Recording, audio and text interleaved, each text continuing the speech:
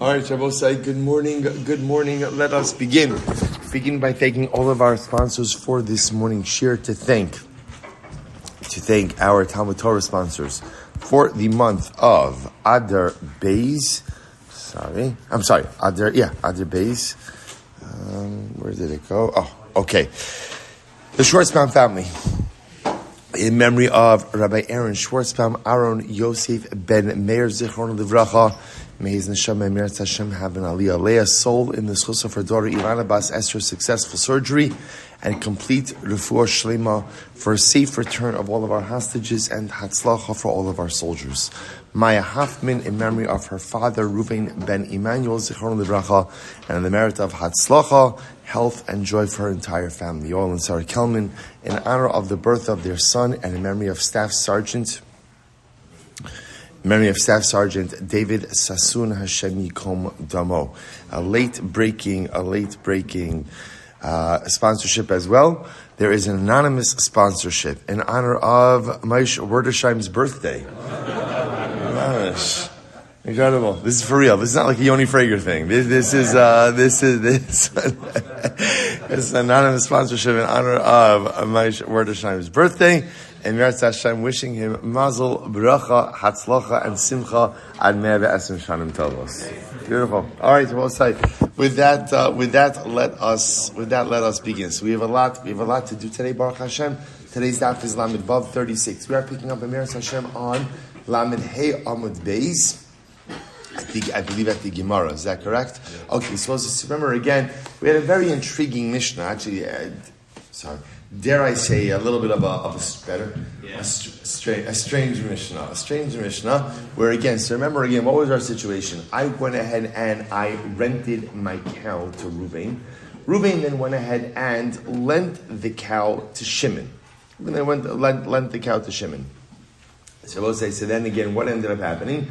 The cow went ahead and died in a normal fashion. So again, the shaila is, so the Mishnah says that in that case, again, remember, I will say, Mesa Kidarka, if an animal dies in a normal way, so a renter is not liable. But interestingly enough, a borrower is. So in this case over here, the primary renter, i.e., there's only one renter, Reuven, who rented it from me, would be exempt. But interestingly enough, Shimon, who borrowed it from Reuven, would be chayiv. So the Mishnah posits that Reuven swears to me, the person we rented it from, that he wasn't negligent, nothing happened, that he's potter. And then Reuven himself could go and collect the value of the cow from Shimon. That was the Tanakama. Rabbi Yossi said, what are you talking about? How could it be that Reuven is permitted to transact business with my cow? Rather, again, Rabbi Yossi said, the cow should just go back to me, to the owner. Okay, so what exactly that means we have to see, but that's our Mishnah. So the Gemara says, Michti, socher b'mai kani lahai para. So we'll say in general, how is it that the renter ultimately, again, acquires this cow? In other words, when we speak of this idea that the renter could potentially go ahead and collect payments from the borrower, how is it that the renter is acquiring the cow? Through a shvuah, through swearing, ultimately, again, that he was not negligent. Or by swearing that it died in a normal fashion. So why don't I, the owner, say to Reuven, the renter, Dal ant v'dal shvuasach, you know what, I'm going to get rid of you, metaphorically, transactionally, right? I'm going to get rid of your shvuah, v'ana mishna'ina dina b'hadi shoah. And since now that there's a borrower involved, I'm just going to deal directly with the borrower.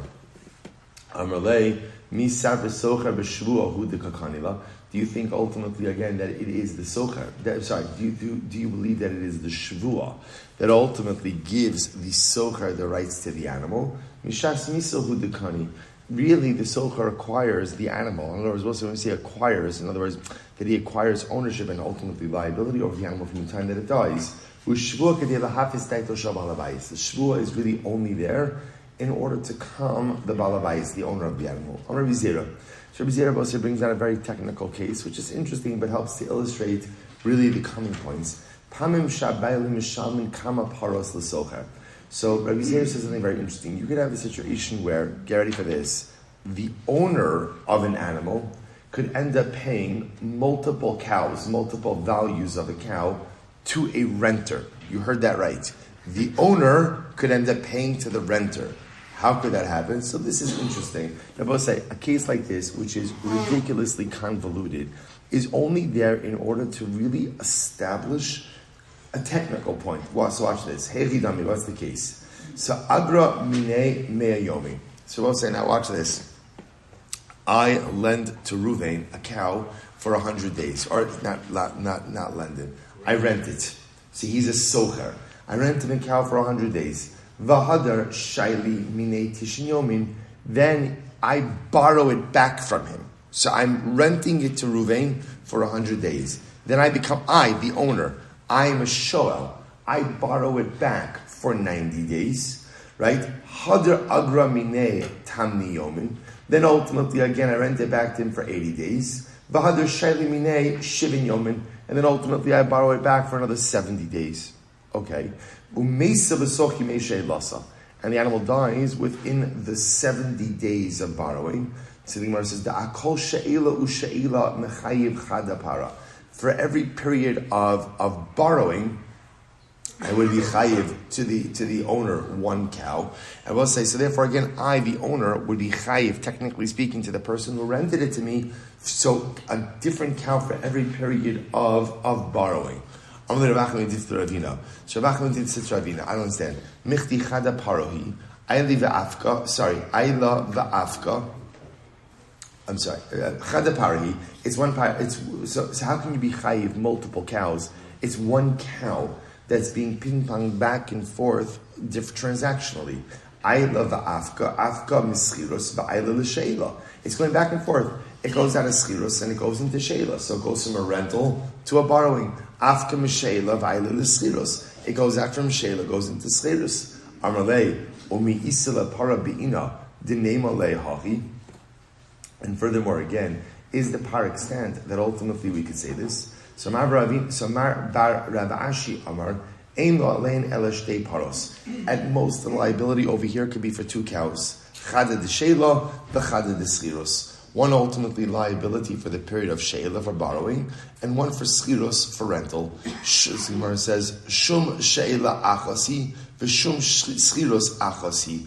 So because at the end of the day, even though there are multiple periods of borrowing and multiple periods of rentals, we look at all of the periods under one umbrella of each. Shum sheila achasi v'shum schiros achasi. The sheila kani lagamri. The schiros avid beyimei schirusa umihadar leila marei. So again, during the days of sheila, ultimately there's complete ownership of it, and ultimately by schiros avid beyimei schirusa, the days of the schiros kind of go forward, umihadar leila marei, and ultimately go back to the owner. So I'll say the point over this was really just Rabbi Zera, right? Rabbi Zera, just trying to show just an interesting technical legal case where you could have one animal that is subject to multiple different relationships, schiros and sheila, and technically speaking, there is a model where when that animal dies, that can generate multiple levels of liability. Fine. I'm Rabbi Yeria. Pamim shishneim b'chatos. Top of Lamed Vav 36a. Pamim shishneim ba'ashim. Okay, so now just go back to Lamed Hamed Beis for one moment.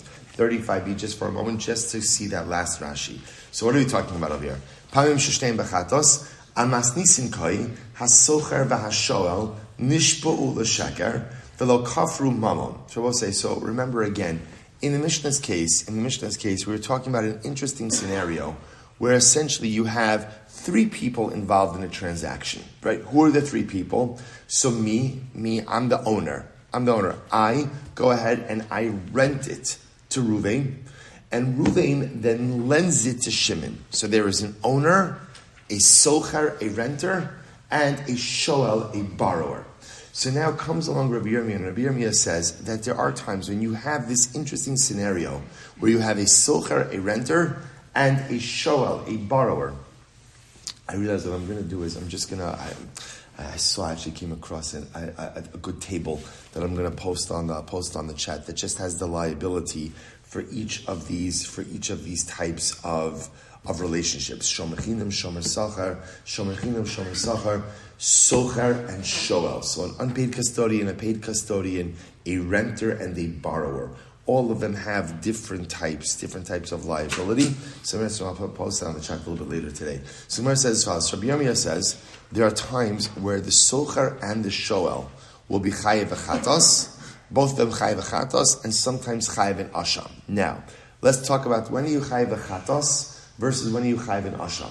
So now take a look at that last Rashi Lamed Hamid Beis. Rashi says, Pamim sheshtem b'chatos, amas nisin koi, hasocher v'ashoel, nishpo ula sheker, v'lo kafru mamon, v'hari hein b'shvuas bitui, v'karban shelo chatos. So, again, the Gemara says as follows. The Gemara says like this, that when you have a scenario where people swear, and they swear falsely, but in that swearing falsely, there is no denial of a monetary claim. In other words, we'll say, let me frame it like this.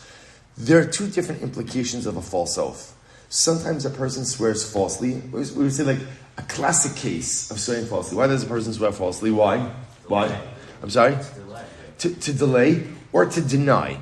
Right? In other words, I'm liable to something, and I'm swearing that I'm not liable to it. Right? So one svara could be, I'm going to pay it, but I'm just delaying it, or I'm just outright denying it. I don't want to pay the claim. So that's one type. Another type is, I'm just lying. I'm not actually denying money. In other words, the monetary claim is the monetary claim, but I'm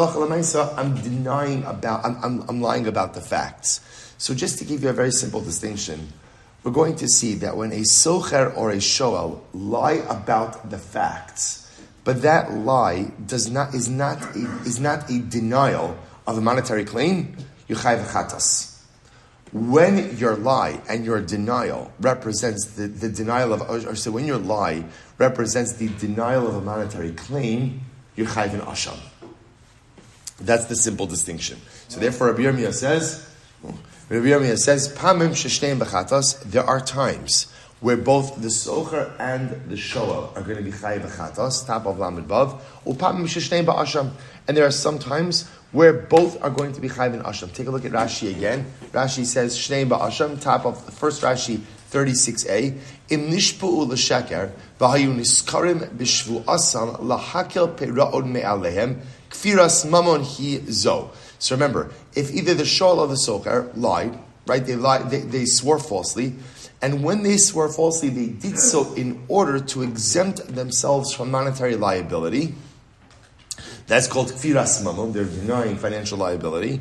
The karban shvua shalahem asham ayil ben beis shanin dichsiv vehevi as ashamo ayil tamim be'arkav. Fine. So we'll say so again. When they go ahead and they swear falsely, and the swearing falsely is denial of monetary claim, so they're chayv in asham. So Rabbi Yomi is saying like this: sometimes the shoel and the socher are both going to be chayv v'chatos. Sometimes they're both going to be chayv in asham. Pamim shah socher b'chatos ashal b'asham. Sometimes the socher is going to be chayv v'chatos, and the shoel chayv in asham.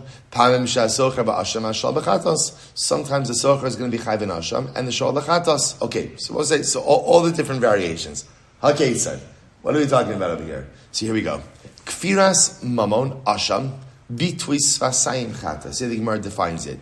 When a socher, when a renter or a shoel, a borrower, swears falsely, but the false oath does not result in the denial of a monetary claim, so it's just a false utterance, then halacha l'maisa, that's a chatos. When the false oath results in the denial of a monetary claim, that's an asham. So now let's go through the cases. So pamim sheshneim b'chatas. What's a good example where both a socher and a shoel will be chayiv achatas? What's an example of that? Kigon shemesa kidarka. Watch this. What I'm saying. Let's say the animal died in its normal. Mesa kidarka means it just died. It just died. Va'amru ne'ensa. And what happens? The socher and the shoel claimed, you know what? It was an unavoidable circumstance. A hurricane came along, lifted up the cow, and killed it. Right? So, ones. So we'll say, so now this is an example where both will be chayiv v'chatas. Now we'll say, now why is that? Now listen to this. Socher de ben kach u'ben-kach mifter pater. So we'll say, now remember again, a socher is pater. A socher is pater. Whether the animal died kidarka in a normal fashion, or it was ones. So when the socher lies about what happened, it's interesting, he's just lying, but the lie doesn't create a material benefit for him. So either way, he would have been pater. So therefore, again, his liability is a chatos, because the impact of his false oath is that he lied but did not deny a monetary claim. Shoel, the ben kach mechayiv, b'chatos, same thing with the shoel. We'll say it's interesting. A shoel is going to be chayiv about it. Remember again, a shoel is chayiv, a bara or is chayiv, whether the animal died because of extenuating circumstances or whether the animal died just in its normal course of action. So interestingly enough, so we'll say this is a case where even though the socher and the shoel lied about the circumstances of the animal's death, the lie does not create any type of financial liability difference. The socher is pater either way, and the shoel is chayiv either way. In that case, what's your liability? A chatas. Because remember again, you lied, so you said something false, but your falsehood did not in any way result in any type of material benefit. Therefore, in other words, you're not denying any material, any financial obligation. Okay, case one. Case two. Both say what would be a case of where both the socher and the shoel are chayiv and asham. Kigon shenignava. The example of Rabbi say is that they have an animal, right, in their possession, and the animal was stolen. Va'amru meisa machmas malacha. And what was the claim they made? The animal died while performing its normal labor. Okay, so now here we go. In this case, Rabbi saying this would be an exemption. The tarvayu kakafri mamona the hamechaybi the kapatri nafshayu. So therefore, Rabbi say this would be a case. This would be a case. Now, meisa machmas malacha, when the animal dies doing its normal work. This is a case where both a socher, a renter, and a shoel, a borrower, are pater. Now, remember, both a socher and a shoel are chayiv if the animal is stolen, but both are pater if the animal dies while performing its normal course of work. So in this case over here, the animal died, the animal was stolen, and they claimed the animal died as a result of its work. So I will say when they make this lie, this is a lie that's what?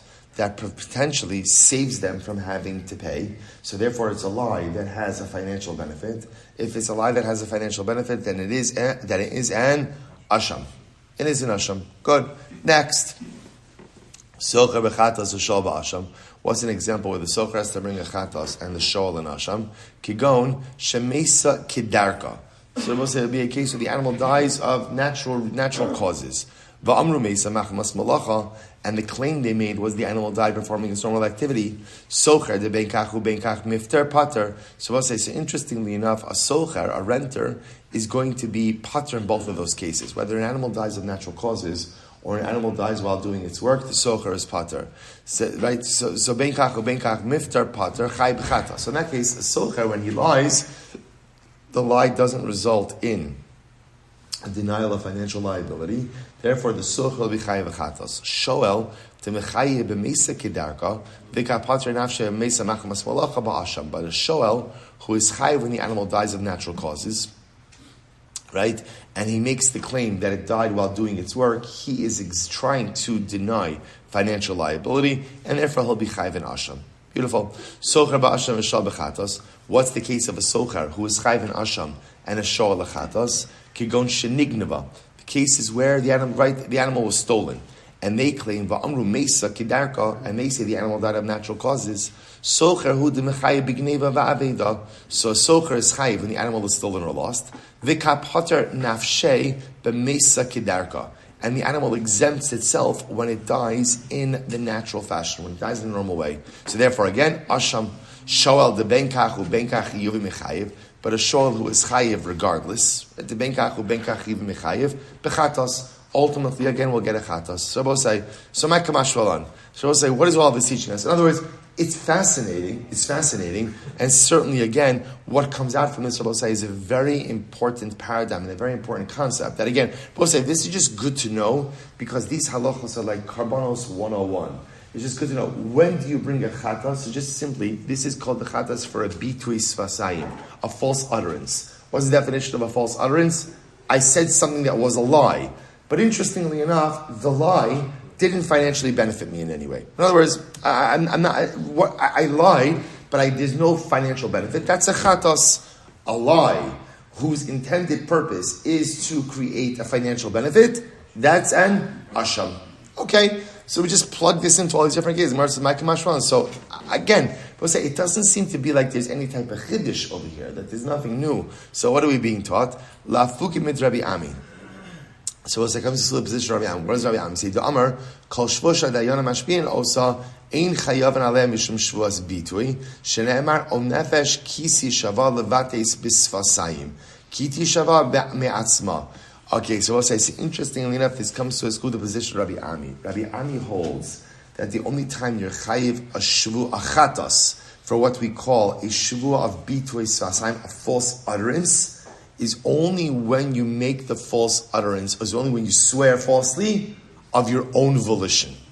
But if you're swearing falsely as a result of Beis Din, right, a court case, then you don't bring a chatos. Kamash malon dilo Rabbi Ami. Therefore, I will say this entire Gemara is coming to teach me that halacha l'maisa, we don't pass like Rabbi Ami, and therefore, again, in all of these cases of the socher and the shoel, if they make a false utterance, a false statement, and that false statement does not deny a monetary claim, but it's just a false statement, even though, again, it's taking place in Beis Din, still chayav achatos. Good.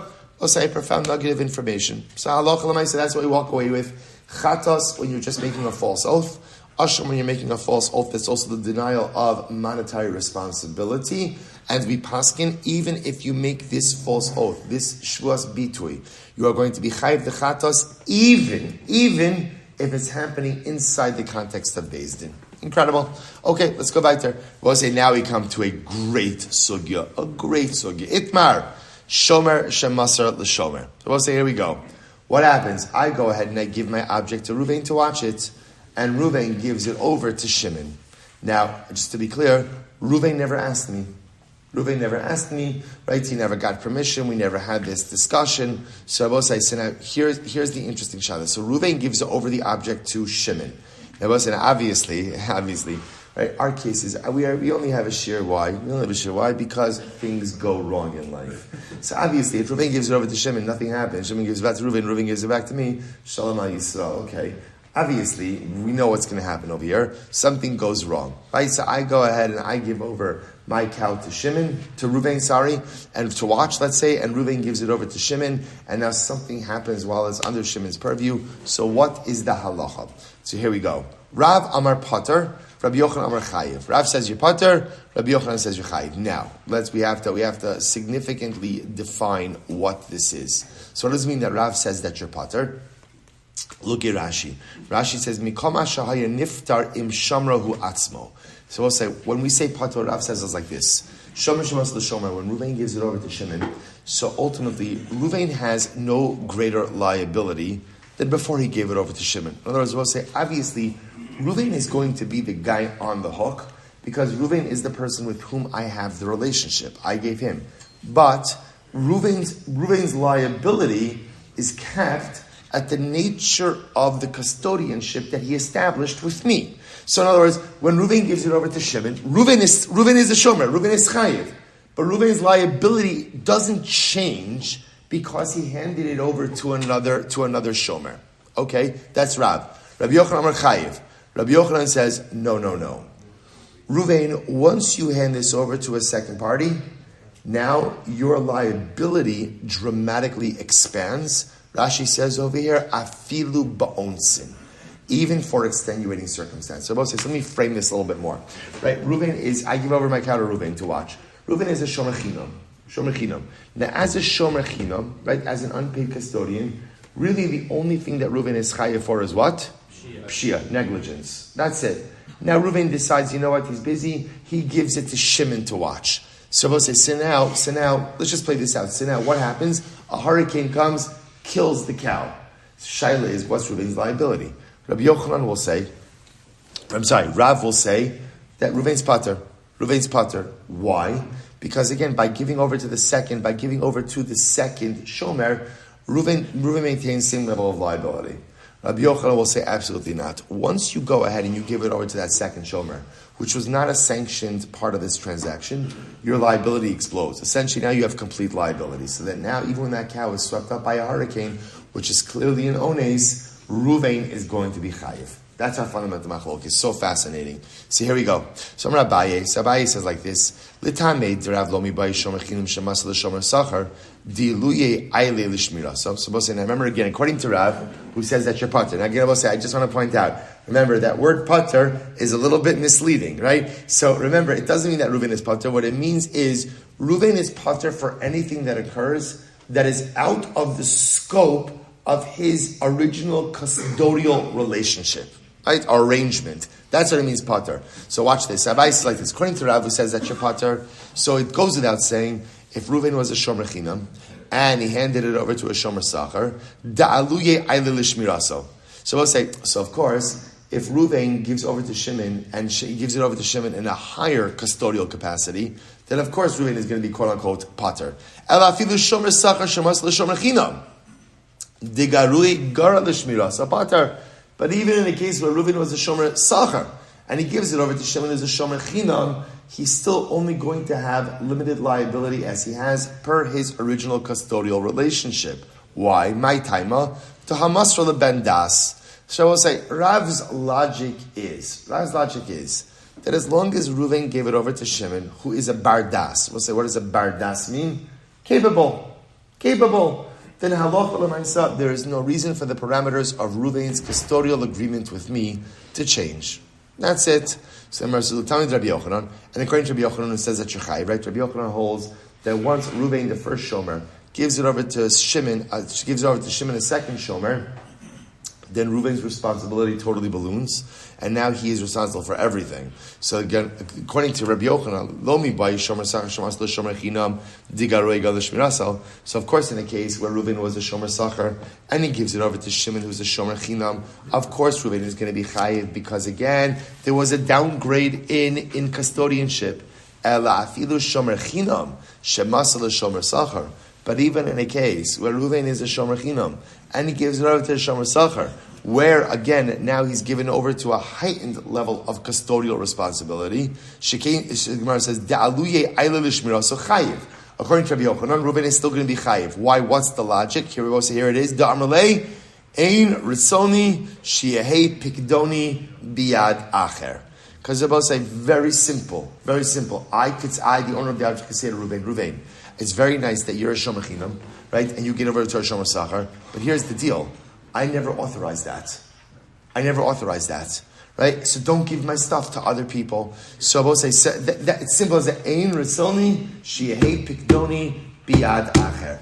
Do not give my stuff to other people. That's it. And therefore Rabbi Yochanan says, Reuven, the moment you're right, I appointed Reuven as the shomer. The moment you go ahead and you give that to someone else is the moment that you assume complete liability for everything that has occurred. You changed the plan, you changed the derech, therefore you assume complete and total responsibility for what happens. Ein risoni shehei pikdoni biad acher. Incredible. So we'll say, let's analyze this. Amar Rav Chisda. So this is, we'll say, this is one of these shomer shmas l'shomer is like a big Metzia. So yes, it's actually very exciting that we're doing this today. Rav Chisda hadirav la beferish itmer ela mechlala. So we'll say the truth is Rav's statement about shomer shmas l'shomer pater. His idea was not stated explicitly; rather, it was inferred from the following story. Listen to this story. Tahu ginoi dechol yom hava mifkedi marayu gaba dahi safta. So we'll say they were a group of farmers, and every single day they would deposit their shovel with an old woman, a safta, right, a babi, right? So every day they would deposit their farming utensils with this older woman, this safta. Yom echad afkedinu legabi chad meinayu. So we'll say one day, for whatever the reason, I don't know, the safta wasn't home or she was away, they deposited their shovels with one of the members of the chevra. Right, so one of the farmers said that he took responsibility. Okay, well, it was a great story. Shama kala behilula. So what happened? The farmer is doing his job, watching the shovels, and he hears that there's a party going on. Right, so what happens? V'nafak azal. So he goes out. After all, again, there's a chasana, smorgasbord, right? So he's like, okay, chaparan over here. So he goes out. Obviously, he wants to be responsible. So what does he do? Afkedinu lagabada he safta. So he took the shovels. And he gave it to Safta. He said, Safta, can you watch this for us? Okay. Ada azal va'asa ignav marayu. So we'll say, so what happened? Sure enough, he comes back from the chasana, and what happens? Nebuch, Safta was robbed. Safta was robbed, the shovels are gone. So we'll say, so Bepashtos, this is a case of Shomer, Shemasal Shomer, right? One of the guys is chayiv to do it. He gave it over to someone else.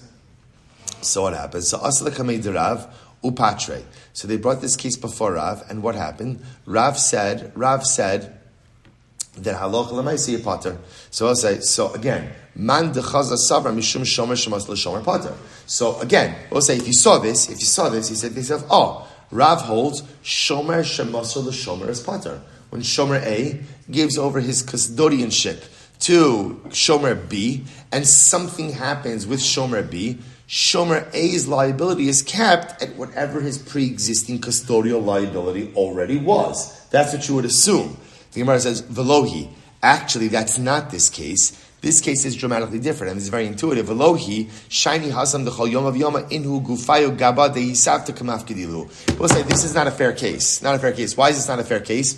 Because this is talking about a situation where they had an established practice of giving it to Safta. They were already giving it to Safta every single day. So whatever it was, for that reason, that day they didn't give it to Safta. But Lamaisa will say, you can't call this a case of Shomer Shem Masra L'Shomer. Why? Because when the farmer who was watching the shovels that day decides he wants to go to the chasana, but is responsible and gives it to Safta, this is not a case of Shomer Shem Masra L'Shomer. Why not? Because Lamaisa, he could rightly assume that the Chevra would be absolutely fine with giving over the shovels to Safta. Why? Because they did this every day anyway. So the truth is, the Gemara says you can't glean Rav's position from this particular story. Okay, so the Gemara goes weiter. Yosef Rabbi Ami v'ka'amar lo l'hashmaita. So Rabbi Ami was sitting, and he was giving, we'll say first white line on the bottom, and he was giving over this ruling. Now we'll say, which ruling? Of Rabbi Yochanan. Remember, Rabbi Yochanan was the Rebbe of Rabbi Ami. So therefore, again, what's happening over here is something really interesting. So Rabbi Ami is giving over the teaching of his Rebbe, Rabbi Yochanan, in the base medrash. Now again, Rabbi Yochanan holds Shomer Shemasra L'Shomer is chayiv. So watch this. So Rabbi Abba bar Mamal Rabbi Ami. So Rabbi Abba bar Mamal brought Kasha to Rabbi Ami. So again, Rabbi Ami is there in the base medrash saying Shomer Shemasra L'Shomer is chayiv. That's what my Rabbi says. Okay. So now Rabbi Abba brings a Kasha. Hasochar paramechaver avish ilala achra mesa kidarka. So watch. Here's the case. Right, I go ahead and Reuven rents a cow from me, and he goes ahead and he lends it to Shimon. So Reuven's the renter, and then Reuven of his own volition lends it to Shimon. Umesa kidarka, and now the animal dies of natural causes. So what's the halacha? Yeshava. So remember again, a socher is pater. A socher is pater from Mesa Kedarka. So what happens? So Mesa Kedarka, Yeshava HaSocher Shemesa Kedarka. So ultimately the socher has to swear. So the socher swears that, don't text each other during shir. So socher swears that it died in its natural way. Vashoel Mishalim l'socher. And ultimately the shoel pays back the socher. All right, so the Gemara says 1 second over here. So let's get this again. Reuven is the shoel. He borrowed it from me. Sorry. Reuven is the renter. He rents it from me, and then he lends it to Shimon. The animal dies in the natural way. Now, we'll see. So just to be clear, a socher is pater in Mesa Kedarka. A shoel is chayiv. Okay. So now, what happens in this case over here? So now Reuven, based on the parameters of his relationship with me, would be pater. Shimon would be chayiv. So what happens over here? Yeshava hasocher shemesa kedarga. So obviously, Reuven, the socher, Reuven the renter, swears to me that the animal died in a normal way. Vashoel mishalim l'socher, and the shoel pays the socher. So we'll say this is one of these interesting cases that kind of reflects the Mishnah, which sounds very strange. This is where Rabbi Yossi jumped on. So Rabbi Yossi says, let me get this straight. Reuven's going to make money off my animal. Right? So Rabbi Yossi says that doesn't work. But again, let's just go with the case. Vim Isa. Now again, if you really hold that Shomer Shemas L'Shomer is chayiv, if really the other way, Leimalei, Ein Ritzon is Shepik Dona B'Yaracher. So I don't understand. Why can't I say to Reuven, what are you doing? Reuven, what are you doing? I don't want my object in someone else's hands. Amalei Hachama Askinon, what's the case over here? Kishenasnu lo lahashil, or Rishus Bailam lahashil. Rabbi said the case over here is when I rented it to Reuven. I made it to Reuven. Look, I guess if you want to sublet, right? If you want to go ahead and, that's fine. Okay. If that's the case, then I will say, then halacha l'maisa, what should happen? Shimon, the borrower, Shimon the shoel, should have to pay me directly. In other words, if I kind of gave permission for this whole transaction, so why can't we say halachically, I have a relationship with Shimon, and he should be chayiv to pay me? Because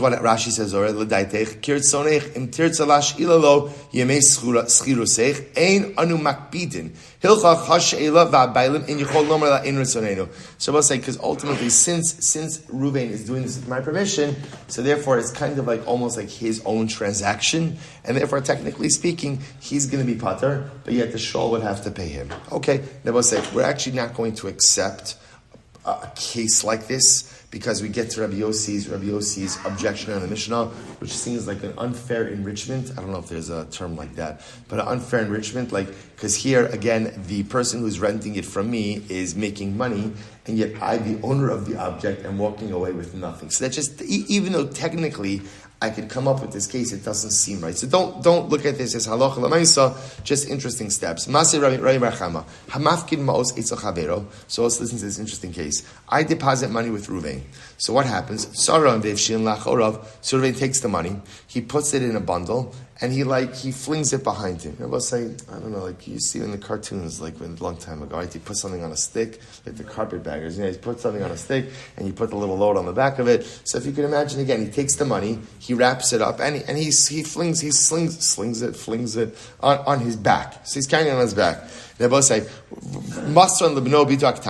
or he goes in and he gives it to his minor children. It's like we always say, minor children don't mean children you love less, right? But rather, again, minor children mean children who are not adults. So but you don't provide proper shmira. So you gave it to minor kids, and you're not properly watching those kids, chayiv. So we'll say, in all these cases, you're chayiv. I will say, it's interesting, by the way, just the first case, money, it's considered to be negligent to carry money on your back. Right? Because again, which makes it, because why? It could be easily pickpocketed from the back. Interesting. Okay, so in all of these cases, you're chayiv. Why? You did not watch it in an appropriate way. So Gemara says, Taima diktanim. Now, interestingly enough, the reason why this is deemed inappropriate is because I gave it to my minor children. Hagidolim pater. They will say, what can you infer from this? That if I gave the money to my adult children, it would be okay. Now, so just to play this out, right? If I deposited money with Reuven then gave that money over to his adult children to go ahead and watch, and let's say some unavoidable mishap occurred, then halacha l'maaseh would be pater. But why is that? Amai nemalei ein ritzoni shiyeh piktoni biyad acher. So I will say again, this sounds like this is a refutation of Rabbi Yochanan, because Rabbi Yochanan holds shomer shemas l'shomer is chayiv. Why? Because the owner could always say, I don't want my stuff in someone else. I deposit it with you, so I don't want it going to someone else. But yet you see over here that technically speaking, as long as Reuven gave it over to someone else who was responsible, he's not going to be chayiv. So the Gemara says, Amar Rava, so this is actually very interesting. Amar Rava says, Kala mafkid, anytime you deposit something with someone, say, Amar Beis, this is fascinating. Al das ishto ubanav hu mafkid. That says, interesting, right? So it's very interesting. Whenever you give something to someone, it's interesting. There's almost like an automatic assumption that they may share that responsibility with their wife and adult children. Especially, again, if you think about it like this, especially if something is deposited with someone, so it's in their home. So because it's in the home, it makes sense to say that the other adult members of the family would kind of have a shared responsibility together with Reuven. And that's the expectation. So when I deposit something with Reuven, there's almost like an understanding or an expectation that the other members of his household are going to go ahead and participate some in the shmira of this. Fascinating. Look at Rashi. Top Rashi 36b lamed vav and base. Al das shenifkad most. Al das ishto banav. Al das shenifkad most the ishto ubanav hagdolim ve'ein yocholim lomar ein ritzoni. There's an understanding. there's an understanding that halacha l'maisa, when you deposit something with someone, that their wife and adult children are going to be participatory in the watching of that object as well. And therefore, you can't claim, I don't want my object in the hands of someone else when it comes again to one's wife or children, adult children. Fascinating. So now Adai said, this makes sense as well. Why? Because what do we say? Now remember again, what did the Brisa say? If Reuven, the Shomer, gave it over to his children, his minor children, his katan children, he's going to be chayiv. Now what can you infer from that? Ha libno ubito gidolim pater. So you can infer from that is if Reuven gave it over to his adult children, he would be pater. Michlal de la'acherim lo shna gidolim v'lo shna kitanim. Chayiv. Now interestingly enough, we see from here, the only distinction between adults and minors is with Reuven's kids. But it seems to be that if Reuven gave it over to anyone else, there would be liability, whether again they're adults or minors. So we'll say veloshna kitanim chayiv. The im came because if not, lisnei kitanim stama. It could have just said if Reuven gave it over to any kitanim, he'd be chayiv, or gidolim he'd be mutter, or he wouldn't be chayiv. But the fact that it makes this distinction to his family indicates to us what? That halacha l'maisa, the only license that Reuven has to give it over to someone else are immediate family members, like his wife and adult children, because there's an unwritten understanding that when you deposit an object with someone, I will say again, I just want to highlight something over here, that this is a case of pikadon. Pikadon means when you're giving over something to someone to watch, not to use, to watch. So there's an understanding over here, the person is going to be guarding it or watching it in their house. A person lives in a house with other people. Reuven can't sit watching over the object 24 hours a day, 7 days a week. So it makes sense that other household members may be brought into the fold to help with this. And therefore, again, that's just an understanding of Shmira. Beautiful. Amar Rava, let's see, here we go. Rava says, Hilchasa. What is the halacha? Shomer shemasa l'shomer chayiv. I will say the halacha is that when one shomer gives over to another shomer, ultimately, again, he is going to be chayiv. Now, Gemara qualifies this. Lo mi bai shomer sachar shemasa l'shomer chinam digarui gar l'shmirasa. So I will say, not only in a case where, let's say, Reuven is a paid custodian who gives it over to an unpaid custodian that you're going to be chayiv. That's obvious. Ella afilu shomer chinam shemasa l'shomer sachar chayiv. But even, I will say, even a shomer chinam who gives you a shomer sachar. So even if Reuven was an unpaid custodian and he gives it over to a paid custodian, where you might say to yourself, oh, that's even a higher level of responsibility. Nevertheless, you're going to be chayiv. I will say, now watch this. My taima. Now what's the reason? So we'll say, so Rava says like this, my taima, do amarle, at mehemes li b'shvua, heich lo mehemen li b'shvua. Now we'll say, now watch this. This is actually very interesting. So in general, whenever you give something over to a shomer, so again, I come back and collect the item. The shomer makes a claim about the item. So obviously, as we've seen already from the beginning of the Mishnah, if I'm afkid, so I don't have to take, I can take the shomer at his word, or not. There's a mechanism. What's the mechanism called? A shvuah. So the shomer has to swear that what he claimed occurred. And we'll say, which means something very interesting. That's my insurance policy. That shvuah is my insurance policy. Now I will say, some people you trust with the shvuah, some people you don't trust with the shvuah. So obviously, part of my arrangement when I go to Reuven and I enlist Reuven's help, right? He's going to be my shomer, whatever it is, shomer sachar, shomer chinam, Yoel Sara, it doesn't really matter. Part of the reason why I'm comfortable engaging in this relationship is because I believe that he's not going to swear falsely. So the reason why shomer, so comes along Rava, and Rava says the reason why shomer shemas l'shomer is going to be chayiv is because I, the owner of the object, could say, Reuven, I believe you. I don't know Shimon. It's not that I don't believe Shimon, or maybe it's just I know Shimon, that's why I don't believe him. Or maybe I don't know him, but that's also why I don't believe him. So that's why, again, Reuven, when you choose to give this over to another person, you assume complete responsibility. So I'll say, so it's interesting, by the way, because this is different than what we saw before. This is different than what we saw before. Right? Beforehand, we saw that the logic of shomer shemas l'shomer is ein ritzoni shi'eh piktoni biyad acher. I don't want my object in the hands of someone else. Here we see that it's different. Here we see that halacha l'maisa, it's all about, I don't want my object, you are believed to me with the shvuah. I believe you when it comes to shvuah Reuven. I don't have any frame of reference for anyone else. So bottom line, Abba said, the Gemara ends off by saying, Shomer Shemas l'Shomer is going to be chayav. So we'll say, I want to come back to this in just a moment. I just want to get a little bit further in the Gemara first, then come back just to dwell on this, I think for important hashkafic ramification as well. Let's finish up a little bit. Itmar, Pasha, so we'll say that's what we ask him. Pasha Rabbi Yochanan, Shomer Shemas l'Shomer chayav. You're a shomer, you give over your custodial responsibility to someone else, suddenly your personal custodial responsibility explodes. And now you are chayiv for everything, even ones. Even ones. Says the Gemara, Itmar, Pasha Baviyatzali Agam Umesa Kidarka. Oh, watch this. Right? Reuven is watching my object. And I give him my cow. And then what happens? Reuven is negligent. He leaves the barn door open. And what happens? The cow goes out to the marsh. Right, to the agam, to the marsh, and the cow dies of natural causes in the marsh. Okay, so we'll say, see what's happening over here? There's a pshia. I left the barn door open. Right, I'm sorry, Reuven left the barn door open. Reuven is a shomer. So there's a pshia, there's negligence, and the animal goes out somewhere it's not supposed to be, and it dies of natural causes. Okay, Abai, so we'll say, what's the halacha over here? Sabaye, mishum, derabba amar chayiv. Sabaye, name of Rabbi says you chayiv.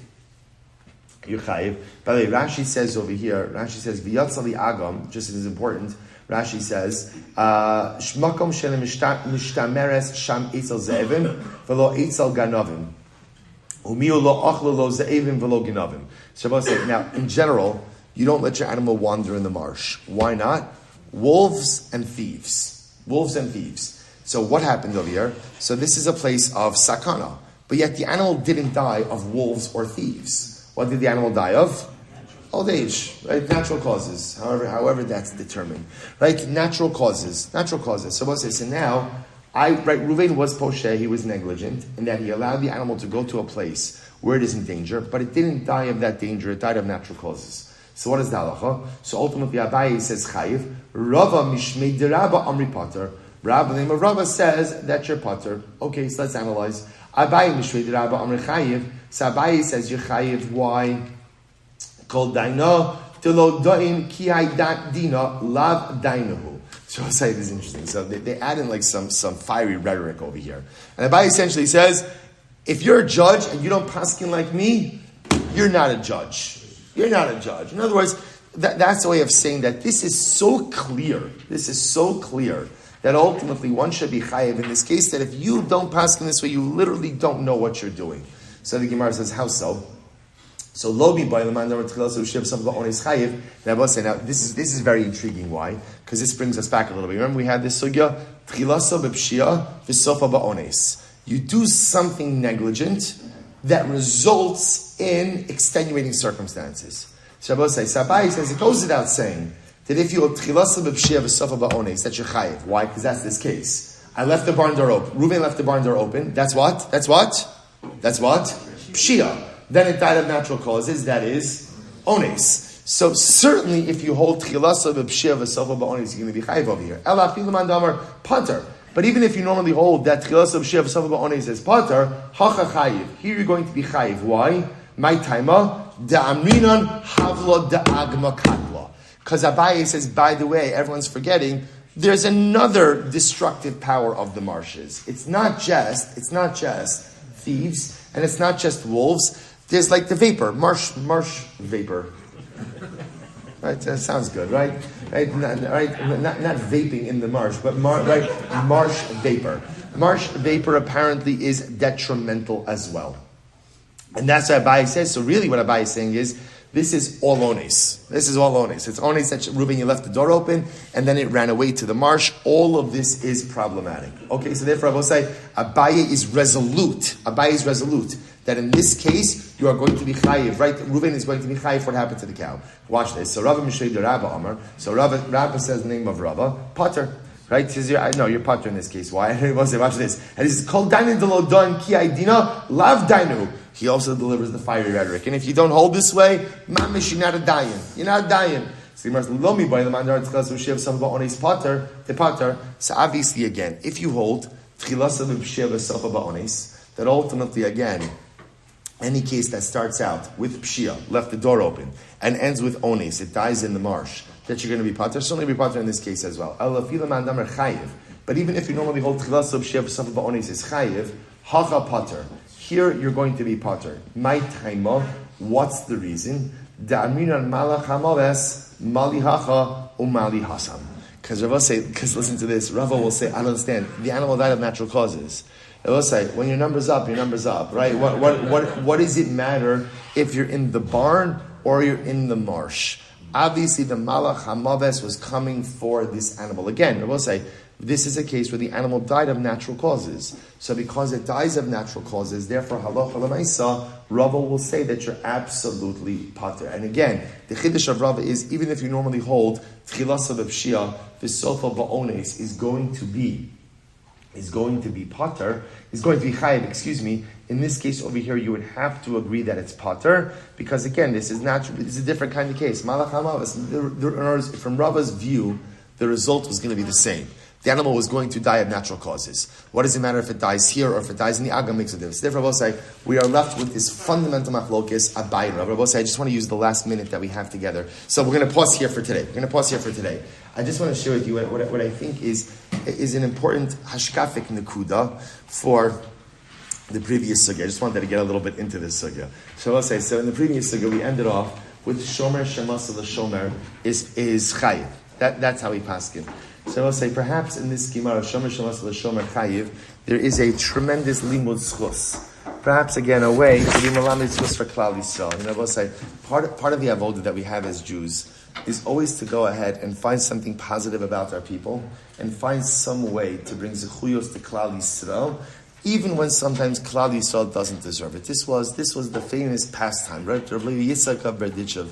Zechus Yagin Alina. The Rebbe was famous for this. He was known as Sanigoran Shal Yisrael. Literally, again, the defender of Klal Yisrael.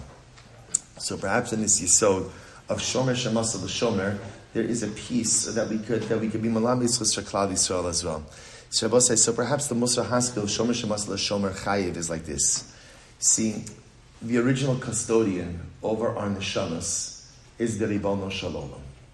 Like HaKadosh Baruch Hu is the shomer for all neshamas. Like the Baal HaTanya says, a neshama is chelek elokami ma'al mamish. It's a spark, it's a piece of the Ribono Shalom. He is the shomer for every neshama. What does HaKadosh Baruch Hu do? He's master the shomer. HaKadosh Baruch Hu gives that little spark of himself to each of us. Each of us. He gives me a spark of him, and I'm responsible for that spark. He gives it to the guf, he gives it to the body, he gives it to me, and he brings it down to this world. So then what ends up happening? What's the tragedy of the human condition? The tragedy of the human condition is I take that object, that shomer number one, I'm shomer number two. So shomer number one, HaKadosh Baruch Hu gives me that beautiful spark, that beautiful neshama, and he gives it to me. And again, what does shomer number one say to me? What does he say to me? Watch it, be careful with it, don't ruin it, don't mess it up. Keep it beautiful, keep it pure, keep it pristine. And what do I, shomer number two, do? What do I do? Not exactly that. I mess it up, I tarnish it, it gets bumped, it gets scratched, all these different things. So I will say, so now what happens? Shomer number one, you had something, you had my neshama in shamayim. And you chose, shomer number one, Chash Baruch Hu, you chose to give it to me. I'm shomer number two. And you took it out of its natural damasal, of its natural domain, and you put it here in this world. And now it gets all bumped and scratched and ruined and this. So it's easy to point the finger at shomer number two and say, you're chayiv. So I will say, Baruch Hashem a million times over. How do we paskin? Shomer shemasa b'shomer is chayiv.